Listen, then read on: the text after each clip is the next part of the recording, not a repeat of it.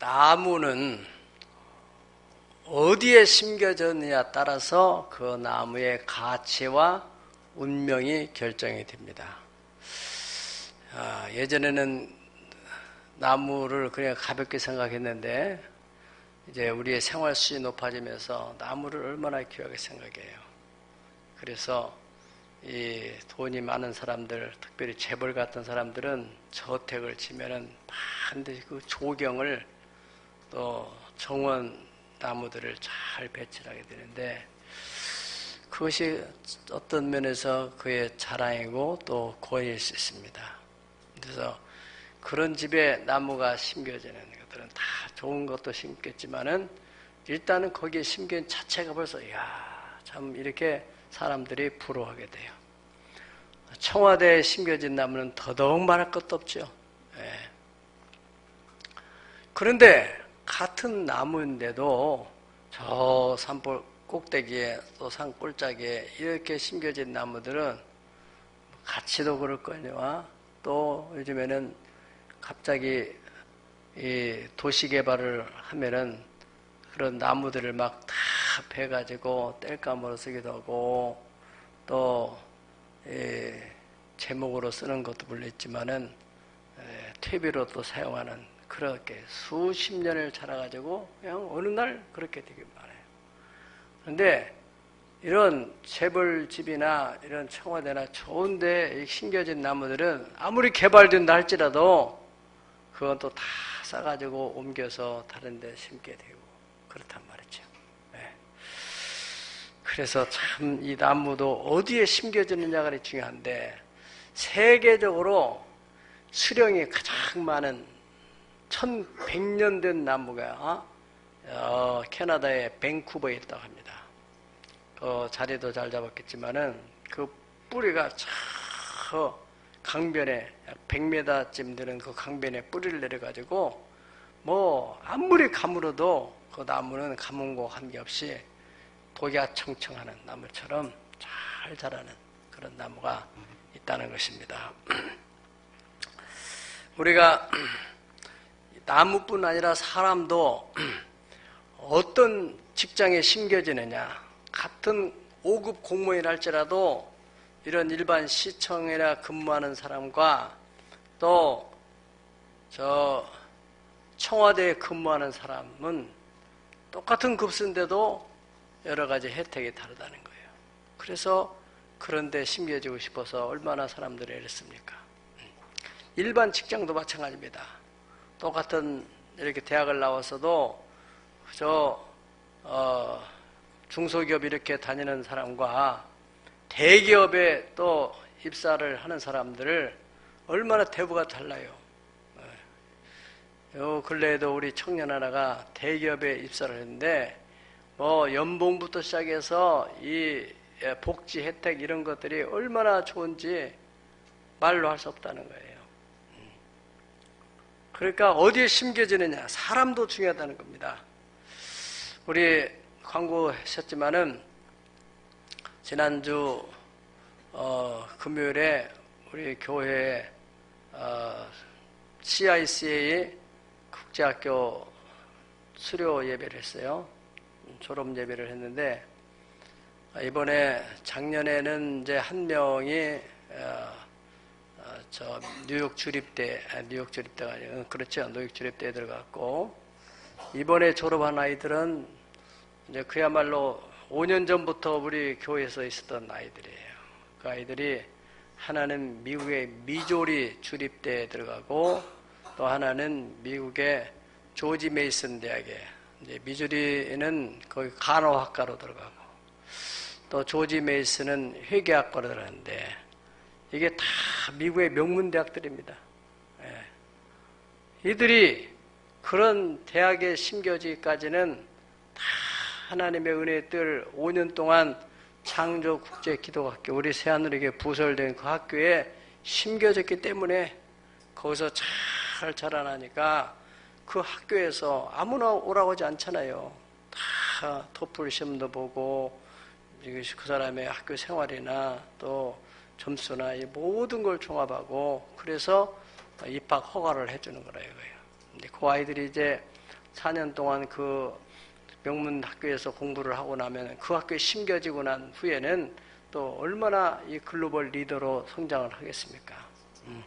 그 우리가 좋은 학교에 아이들을 보내려고 하는 것도 그런 학교에 심겨지면, 지금 간증한 학생도 마찬가지로 일반 대학에서는 뭐 술문화니 너무너무 이렇게 문화가, 세속화 문화가 아이들을 윤리적으로 도덕적으로 힘들게 하는데, 이렇게 크리스천 학교에 심겨지게 되면은 그런 부분이 얼마나 참 애들이 건전하게 자랄 수 있는 여건이 만들어지란 말이죠. 사람이 가치가 달라지게 돼요. 그 심겨지는 자체가 그렇게 중요하다는 거예요. 어디에 심겨지느냐에 따라서 가치와 운명이 결정된다. 오늘 성경의 13절 말씀 보면은 다 같이 합시다. 시작. 이는 여호와의 집에 심겨졌으며 우리 하나님의 뜻 안에서 번성하리로다. 아멘. 이 시는 이스라엘 백성들이 안식일, 주일만 되면은 꼭 하나님께 예배하기 위해서 성전에 올라가면서 부르는 찬송입니다.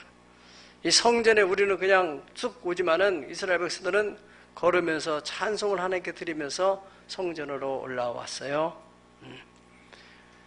이 성전에 들어가면서 부르는 찬송이 여기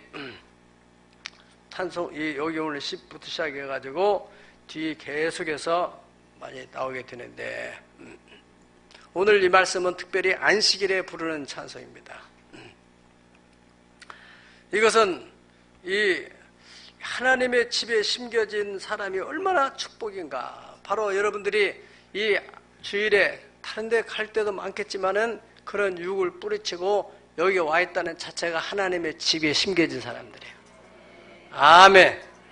심겨진 여러분들에게 오늘 또 주어지는 이 축복의 말씀이 그대로 임하기를 축복합니다.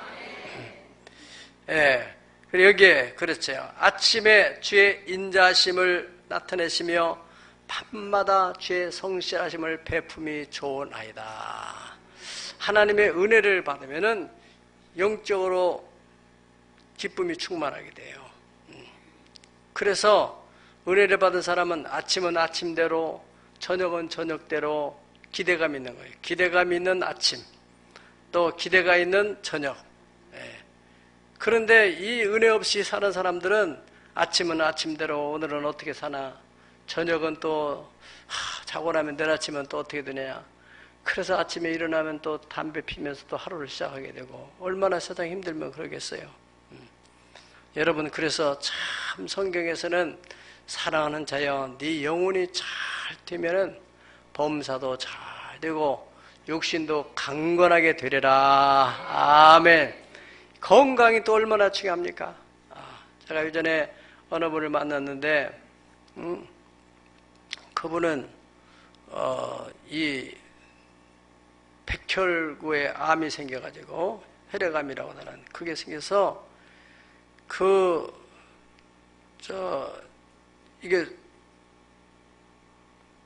다른 사람의 그 백혈구를 이식을 받아야 되는데, 골수 이식이라고 하죠. 그거를 받기가 쉽지 않다는 거예요. 그래서 어떻게 찾아가지고 자기 형 거 이렇게 이식을 받았는데, 그것도 가끔 이렇게 트러블이 생겨가지고 막 몸이 붓기도 하고 막 이렇게 가렵고 이런 현상들이 가끔 생긴다는 거예요. 이게 이제 자기 몸에 적응하기까지가 이런 여러 가지 부작용들이 일어나는데, 여러분들이 이렇게 건강하게 사는 것이 얼마나 감사한지 몰라요. 저도 한 달 동안 이 감기 때문에 다른 사람은 멀쩡한데, 나는 다른 사람은 덥다고 난리인데 나는 추워 죽겠단 말이지. 얼마나 이게 몸이 약해지면 이런 일이 생길 수 있겠어요. 찬바람만 들어가면 기침이 생기게 되고. 여러분들이 이렇게 건강한 유지한다는 자체가 감사한 거예요. 그래도 이렇게 평생에 병원 신세 안 지고 사는 것도 큰 은혜인데, 여러분들이 병원에서 힘들게 사는 사람들이 얼마나 많아요. 심장 쓰라고 심장에 뭐 기계 꽂고 사는 사람도 있고, 그것도 늘 신경 써야 되고. 어떻든 우리는 우리의 이 삶 자체를 하나님께 전적으로 위탁해서 하나님의 은혜만 임하게 되면은 병이 있다 할지라도 치료가 되게 하시고, 안 걸리게 하시는 것은 더 은혜인 줄 믿습니다. 아침에 주의 인자하심을 나타내시며 밤마다 주의 성실하심을 배품이 좋으나이다.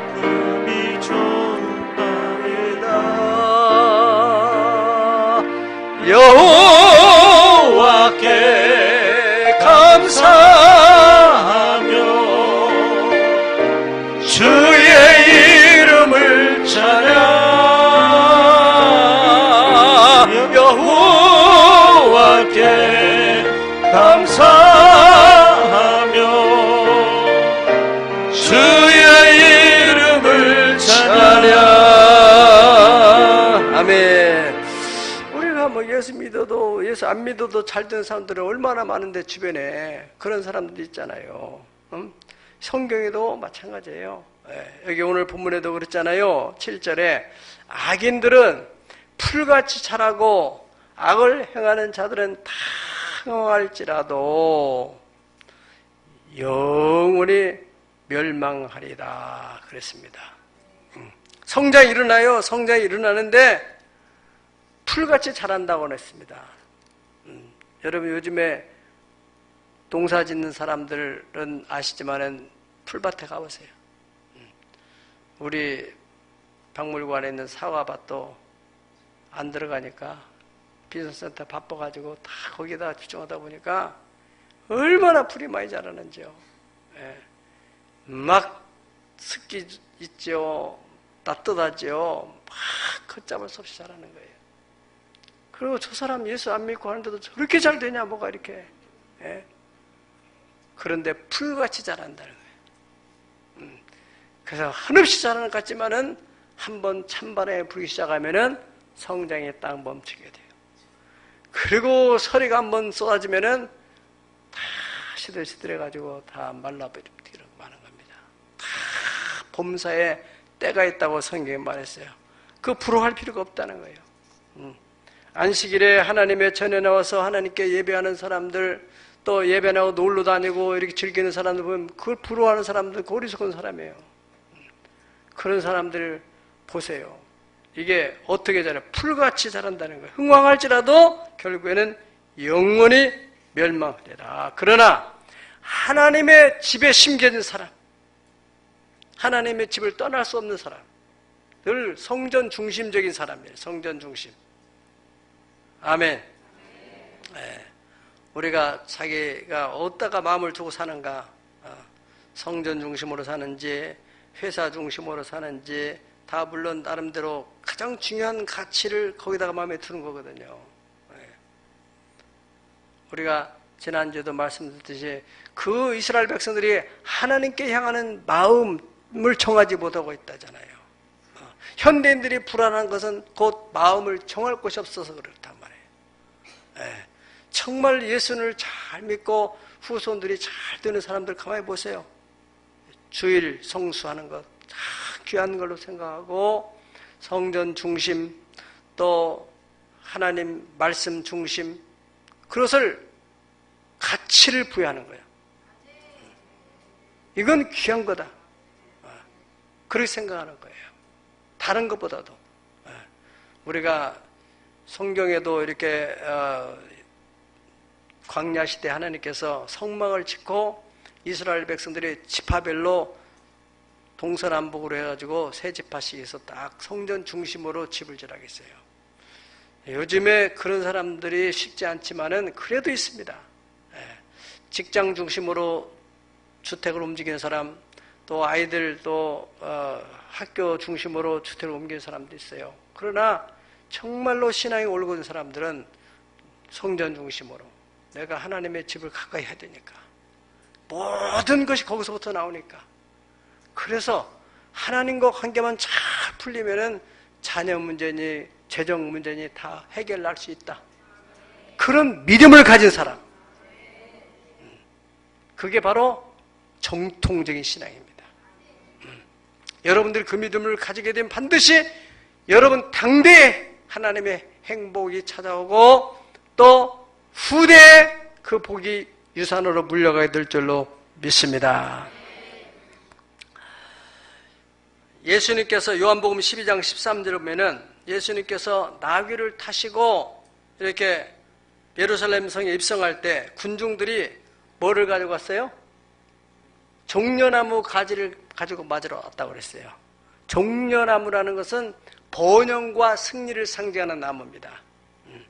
그래서 하나님의 집에 심겨진 사람은 종려나무같이 번성하고 백향목같이 발육하리로다. 아멘. 그렇게 성장이 일어난다는 거예요. 악인들은 어떻게 일어나고요? 풀같이 성장하게 되고, 종려나무는 그렇게 번성하면서도 최종 승리를 하게 되는, 기업에 있어서든지 공부를 하는 데 있어서든 무엇을 하든지 간에 그러한 하나님의 축복이 보장된 사람이에요. 그리고 이 백향목이라는 나무는 그 나무가 향을 내는, 그 속이 이제 불구스름한데 그 나무에서 향이 나옵니다. 그러면은 이 건물을 지게 되면은 그 사람이 사는 그 공간도 그 향 때문에 인체 아주, 여러분들이 그 향기 치료라는 말 들어봤죠? 건강에도 아주 유익하고 또 그 나무에 벌레 좀이 탈 수가 없어요. 그 향 때문에. 그래서 1000년 이상의 그 나무가 그 모습을 그대로 유지시킬 수 있다는 것입니다. 그래서 성전에, 구약 성경에도 솔로몬이 성전을 지을 때도 백향목을 했잖아요.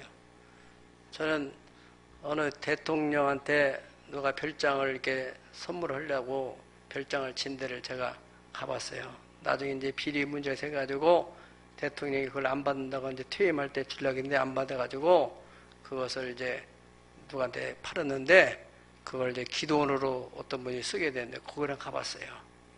자, 이게 내 실내 계단, 이 1층에서 2층으로 올라가. 2층은 당구장도 있고 집 밑에는 수영장도 해놓고 저쪽에는 경호실도 있고, 그런데 거기 계단으로 가보니까 백향목을 해놨다는 거예요. 다르더라고요, 나무가. 처음 봤는데, 야, 그렇게 향이 은은한 향이 나고 말이죠. 응? 네. 그 의인은 그 백향목처럼. 그러니까 그게 바로 사람으로 따진다면은 백향목 같은 사람이 된다는 거예요.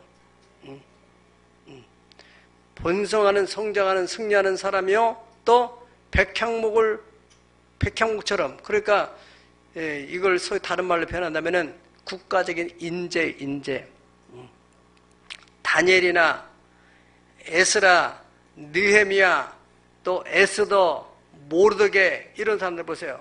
남의 나라 포로로 끌려갔는데도 이들은 항상 하나님의 성전 중심, 대표적인 사람이 다니엘이잖아요. 말씀 중심으로. 그러니까 그들은 하나님의 집에 심진 사람들이에요. 몸은 어디 갔을지라도 그 마음은 늘 하나님을 사모하고 사랑하는 그 사람들. 하나님의 집에 심겨있기 때문에 그들이 남의 나라 가서도 국가의 인재가 되는 거예요. 인재. 백향목 같은 사람이 된다는 것이죠. 아멘. 그리고 두 번째로 하나님의 전에 심겨진 그 사람들은 어떻게, 또 이걸 이제 동물로 비유한다면은 10절을 다 읽어보겠습니다. 10절. 그러나 주께서 내 뿔을 들소의 뿔같이 높이셨으며 내게 신선한 기름을 부으셨나이다. 아멘. 이제 뿔은 권세를 말하잖아요. 민수기 24장 8절을 보면은 하나님이 그를 애굽에서 인도하여 내셨으니 그 힘이 들소의 뿔과 같도다. 그의 적국을 삼키고 그들의 뼈를 꺾으며 화살로 쏘아서 꿰뚫으리로다. 그렇게 말씀입니다. 들소의 뿔은 대적들이 감당할 수 없는 그런 힘을 가지고 있다는 거예요. 거기에 신선한 기름까지 부르니 만사가 형통하는. 시편 1편 3절에 보면은 복 있는 사람들에서 기록하기를, 복 있는 사람은 그 시냇가에 심은 나무가 희절을 쫓아서 과실 매점같이 그 잎사이가 마르지 않고 그 하는 모든 일이 형통하리로다. 어떤 일이 또 막혔다 할지라도 그것들이 다 펴져가지고 형통하게 됩니다. 요셉이 옥에 갇혔어요. 그게 무슨 형통이겠어요? 성경은 창세기 39장에서 요셉이 옥에 갇혔으나 하나님이 그와 함께 하심으로 형통하게 하셨더라. 옥에 갇힌 상태에서도 그래서 마침내는 그 모든 것이 합력해서 국무총리의 길로 나가게 되는 거예요. 왜요? 하나님의 집이 심겨진 사람이에요. 그 사람. 네. 여러분들 그러한 우리의 정신, 우리의 마음을 하나님 중심으로 딱 자리를 잡으면은 그게 당분간은 이게 뭐가 효과 안 나타나는 것 같고 안 되는 것 같아도 종국에는 그렇게 돼 있어요.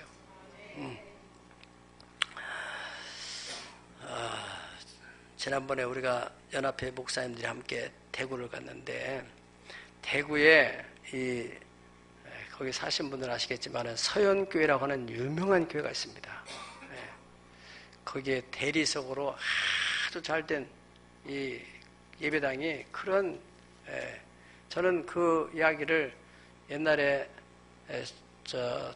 청년 때도 부흥회 때 그런 얘기를 들었는데 그 서연교회가 어떻게 해서 그렇게 지어졌느냐 그게 그 일화가 있더라고요. 정기만이라고 하는 집사가 있었는데 이 사람이 주일 예배 때 무슨 기도를 맡았는 모양인데 늦게 왔어요. 늦게 허겁지겁 막 자기 시간 돼서 막 오니까 그 목사님이 야단을 친 거예요. 이 사람이 거기서 막 자기 나름대로 무슨 사정이 있었는지 모르지만은 혈기가 훅 나가지고 그냥 바로 나가버렸어요. 네. 그래가지고 집에 가서 낚싯대 가지고 저수지에 가서 낚시를 했다는 거예요. 네. 뭐 교회에서는 그냥 어떻게 할 수 없이 예배는 되는 거죠. 그 사람대로 그래 부인이 이제 예배 마치고 집에다 가서 있다 보니까 남편이 저녁 때가 되니까 큰 잉어를 2마리를 잡았대요. 부인이 믿음이 좋으니까 안 좋아하는데 남편은 야 그래도 내가 이렇게 잉어를 잡았다. 당신 이거 푹 고아가지고 약재 넣고 이렇게 해서 보약하라고. 근데 남편이 하나니까 어쩔 수 없이 이제 부인하는데 그 사람이 살던 그 골목들이 거기에는 대구에는 약재 골목이 있다네요. 그래서 그 할아버지 때부터 내려오는 그게 있어가지고 이런 약 저런 약 넣고서 가마솥에다가 잉어를 넣고서는 막 푹 그렇게 구웠는데 그 부인 집사가 아기를 얻고 옛날에는 포대기에다가 아기를 이렇게 얻고잖아요. 근데 이거 그 약재를 줬는데 아기가 거꾸로 줬는데 아기가 막 붙여가지고 막 하다 보니까 푹 빠져버린 게 아기가 그냥 막 끓는 물에 건지기를 건졌는데 이 아이를 막 바로 가서 병원에 갔는데 이 화기가 너무 깊어져가지고 도저히 치료가 안 돼가지고 애가 그 세상 떠났어요. 얼마나 큰 충격이었어요. 그러니까 이 정기만 집사라는 이가 하나님 앞에 나가가지고 따진 거예요. 따져. 하나님 잘못은 내가 했으면 나를 데려가지 왜 애매한 죄도 없는 애기를 데려갔냐고 막 울며 불며 하나님 앞에 막 부르짖고 항의하고 따지고 그러는데 하나님이 그 심령에 은혜를 줬어요. 회개가 터진 거예요. 회개가 막 콧물 눈물이 막 범벅이 돼가지고 회개가 터져가 이 사람이 거기서 새로운 사람으로 바꿔지게 됩니다. 여러분들이 그래서 시험에 들더라도 어떻든 교회 와서 따지더라도 그 기도는 진솔한 기도야. 진솔한 기도. 막 하나님께서 성질나면 성질나는 대로 하나님께 화풀이를 하세요. 하나님은 이렇게 위선적인 그냥 포장을 해가지고 미사여구를 쓰고 이런 기도보다도 담백한 기도를 좋아하시는 거예요. 하나님 데려가려면 데려가고 사업을 망치려면 망치고 나는 이래 살아도 그만이고 저래 살아도 그만입니다. 하나님. 그렇게 좀 뭔가 하나님께 내놓고 이렇게 해야지. 그래서 그것에 회개가 터져가 이 사람이 변화해서 새로운 사람이 된 거예요. 그래. 하나님이 네 아들은 천국을 데려갔고 너를 통해 내가 해야 할 일이 있다. 그때부터 이 사람이 변화돼가지고 이렇게 의자도 다른 사람 앉는데 자기는 바닥에 앉아서 무릎 꿇고 예배 드렸다는 거예요. 그 상한 마음이죠. 성도들이 또 장로님들이 왜 거기 자꾸 앉아? 이제는 아들은 데려가 하나님 집에 들어갔으니까 다윗도 하나님이 죄져가지고 애기 데려갔지 않느냐. 다윗도 뭐라겠냐. 나는 그에게 갈 수 있지만 그는 내게로 올 수가 없다고 하지 않았냐. 이제 마음 저기 정리하고 의자에 앉아서 예배 드리라고. 그런데 그 사람은 의자에 앉지 못하고 나 같은 죄인이 어떻게 내가 의자에 앉으시겠냐고 그런 마음을 가지고 그러던 중에 이렇게 당시 성전이 좀 뭔가 좀 이렇게 허접했었나 봐요. 그런 마음을 하나님 주셔서 성전을 내가 지어야 되겠다. 근데 그 사람이 뭐 그렇게 큰 돈 있는 사람도 아니고. 그런데 어떤 계기가 돼가지고 이제 거기에 기도원을 갔답니다. 옛날에는 기도원을 많이 다녔잖아요. 기도원을 가서 기도를 하는데, 기도를 하고 산에 가서 기도하다가 눈을 딱 떠보니까 그 풀이 이렇게 풀들인데 그 사람 눈에 약초로 다 보이더라는 거예요. 하나님의 어떤 계시가 온 거예요.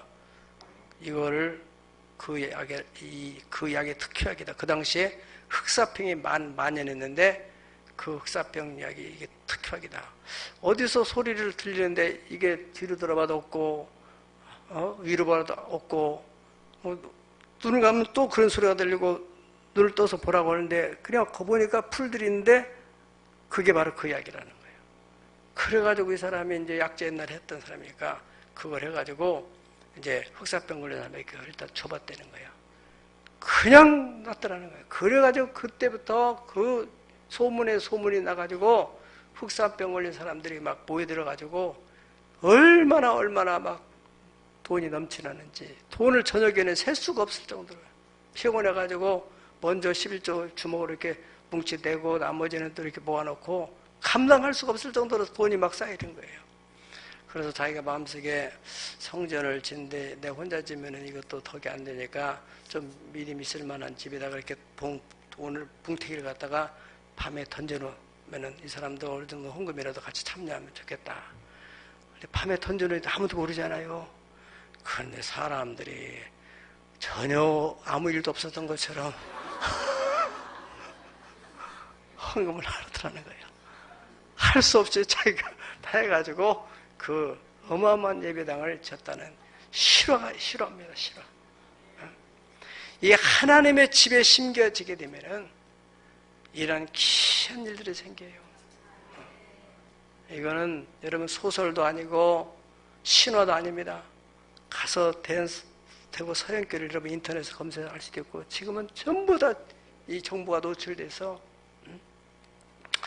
여러분 오늘 이 성경에 하나님의 집에 심겨진 사람들은 바로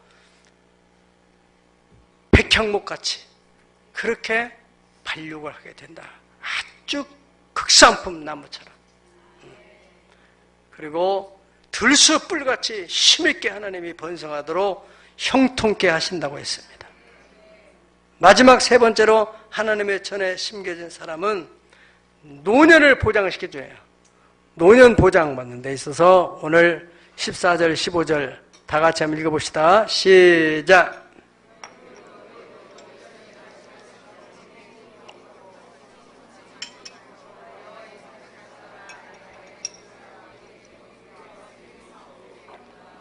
아멘. 늙어도 여전히 결실하며 진액이 풍족하고 빛이 청청하여서 여호와의 정직하심. 저렇게 믿음으로 살았더니 저렇게 되는구나. 하나님 말씀은 진실이구나. 이것을 증거하고 증명하는 그러한 삶이 됐나 하는 것입니다. 늙어서 여러분들이 아무래도 면역력이 떨어지는 데 있어서 특별히 노인성 질환 가운데서 치매가 얼마나 사람들이 힘듭니까?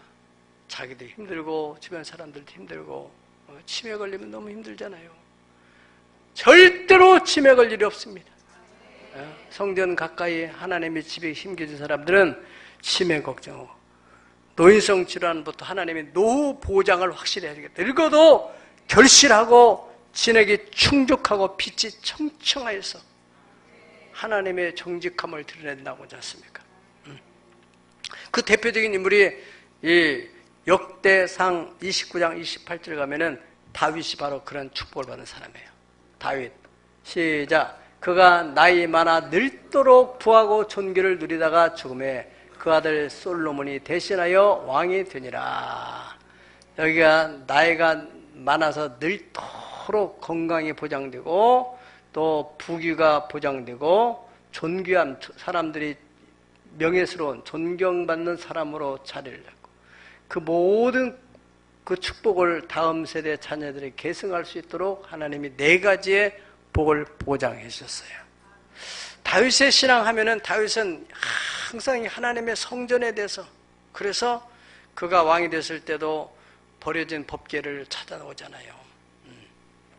이 성전에 올라갈 때 부르는 노래, 아까도 서대 설명드렸는데 그 노래 가운데서 다윗의 노래가 2편인데 시편 122편을 다 보시고 말씀을 정리하도록 하겠습니다. 시편 122편을 다 찾아보시겠어요?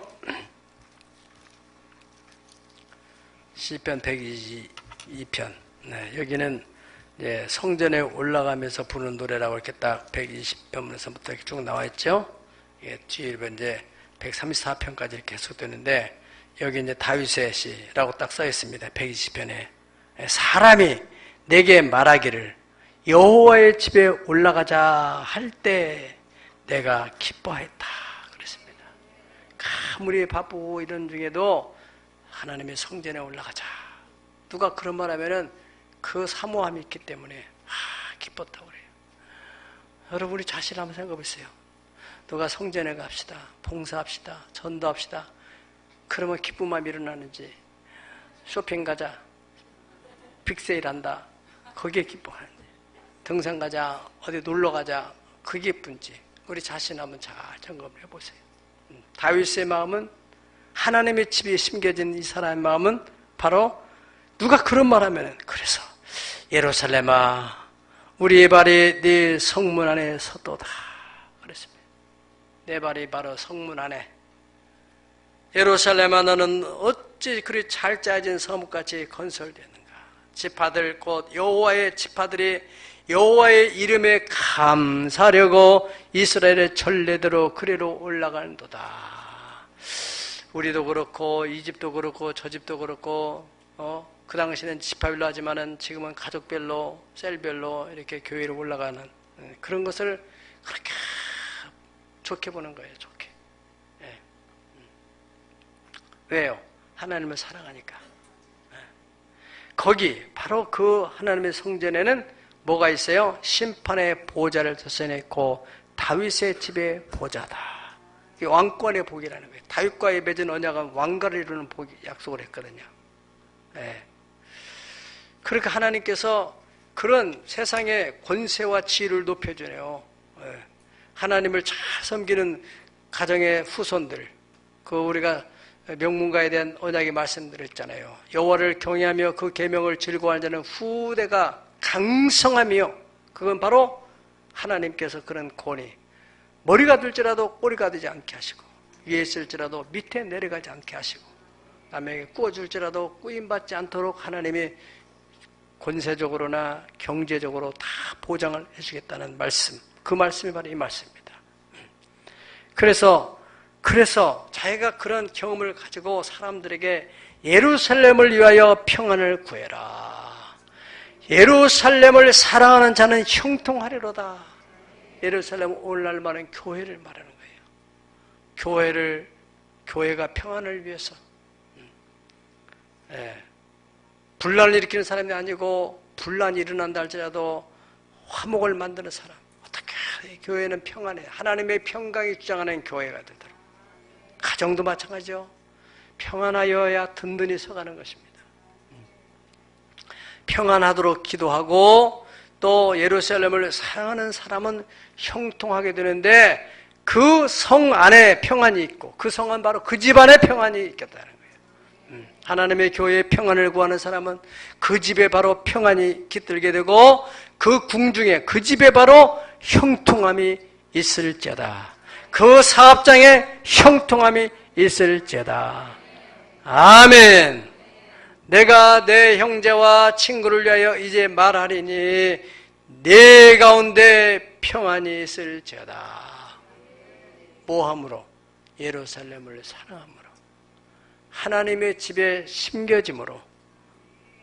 이제 내가 말하겠는데 바로 네 집에 평안이 있으리라. 여호와 우리 하나님의 집을 위하여 내가 너희를 위하여 복을 구하리로다. 할렐루야. 따라서 하나님의 집을 위하여, 우리 집을 위하여 복을 구하자. 아멘. 이러한 마음을 가지고 있는 다윗에게 하나님께서 바로 역대상 29장 28절의 말씀으로 그 인생이 다 이렇게 아름답게 마감을 하겠어요. 그리고 그 혈통 속에서 이제 메시아가 탄생하는 거예요. 그러니까 그런 것이 다 이 다윗의 마음속에는 늘 하나님밖에 없는, 하나님 제일주의로, 하나님을 사랑하기 때문에 하나님의 성전을 그렇게 기억이고, 오죽하면은 그 사람 머릿속에 그것이 있으니까 그가 그렇게 전쟁을 흘리면서 피 흘려서 생명 걸고 싸워서 얻은 모든 재물들을 다 그 마음속에는 성전을 지어야 되겠다. 그렇게 했어도 성전을 지려고 하니까 하나님께서 뭐라 해요? 너는 피를 많이 흘려가지고 네 손으로는 짓지 말고 네 아들의 손으로 짓도록 해라. 그렇게 했습니다. 그 마음을 하나님 받으셨어요. 사무엘하 7장 보면은 그 마음을 받으시고 하나님께서 그에게 축복을 약속하잖아요. 어떻게 세상에 그 많은 왕들이, 이스라엘 백성들이 출애굽을 한 이후에 광야를 지나서 사사시대 지나고 초대왕 사울왕까지 그 가나안 땅 그 애굽에서 종노를 할 때, 광야에서 40년 광야 생활할 때 생각하면은 가나안 땅에서 누리는 복은 엄청난 누리는 복이 있었는데도 누구 하나 그런 생각을 하지 않는데 다윗은 오로지 그 생각을 하는 거예요. 그런 마음에 하나님이 감동받은 얘기를 하나님께 나단 선자를 통해서 하시는 겁니다.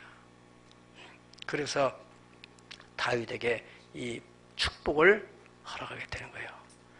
다윗은 하나님의 심겨진 사람의 대표적인 인물이에요.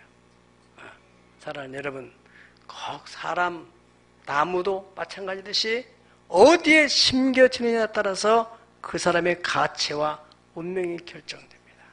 하나님의 집에 심겨진 사람은 하나님이 존귀하게 만들어주고 그 후대까지 보장해 주시는 그 축복이 바로 여러분에게 있기를 예수 이름으로 축복합니다. 아멘. 다 같이 기도하겠습니다.